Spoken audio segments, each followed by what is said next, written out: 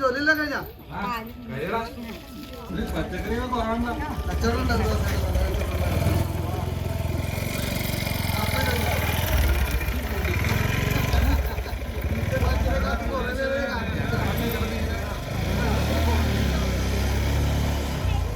ഈ കുഞ്ഞ നീ സ്കൂളിൽ നിന്ന് വന്നിട്ട് കുളിച്ച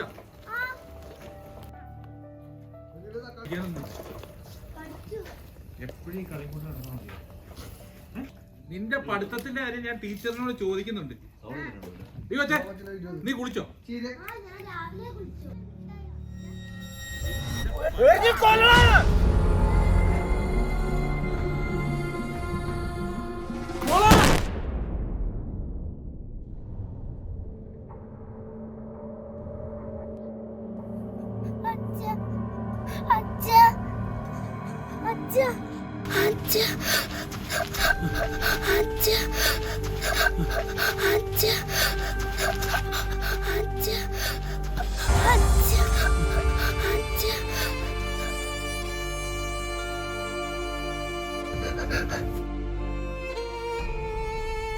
മോളെ എന്തു പറ്റി?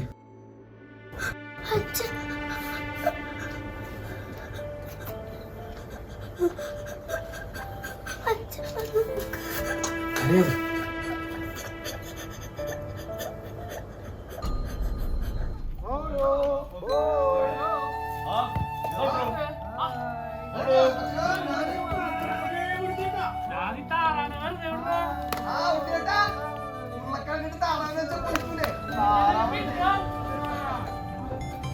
ഡോക്ടർ സൗമ്യ, ഇതിൻ്റെ ഒരു മറുഭാഗത്തേക്ക് കൂടി നമുക്ക് പോകേണ്ടതുണ്ടല്ലോ. ഈ കുട്ടികൾ ഇരകളാക്കപ്പെടുന്നു. അവരുടെ ഇനിയുള്ള ഭാവി എന്ത് എന്നത് വളരെ പ്രധാനം. എങ്കിലും കുട്ടികൾക്ക് കളിക്കാനൊന്നും പോകാതിരിക്കാൻ കഴിയില്ലല്ലോ. ഒരു ജ്യേഷ്ഠനും ഒരു അനുജത്തിയും സ്വന്തം വീട്ടിൽ സുരക്ഷിതർ എന്ന് പറഞ്ഞ് കളിക്കുമ്പോൾ അതിനിടയിൽ ഒരിക്കലും അവർ പ്രതീക്ഷിക്കാത്ത തരത്തിൽ ബോംബ് സ്ഫോടനം ഉണ്ടാകുന്നു. ഇത് ആദ്യത്തെ സംഭവമല്ല. നമ്മുടെ കുഞ്ഞുങ്ങൾക്ക്, മാതാപിതാക്കൾക്ക് നമ്മൾ ഈ പോലീസൊക്കെ ഇങ്ങനെ മൗനമായിരിക്കുമ്പോൾ മറ്റു ചിലത് എങ്ങനെ ശ്രദ്ധിക്കണമെന്ന് കൂടി പറഞ്ഞു കൊടുക്കേണ്ടി വരുന്നു എന്ന് തോന്നുന്നു.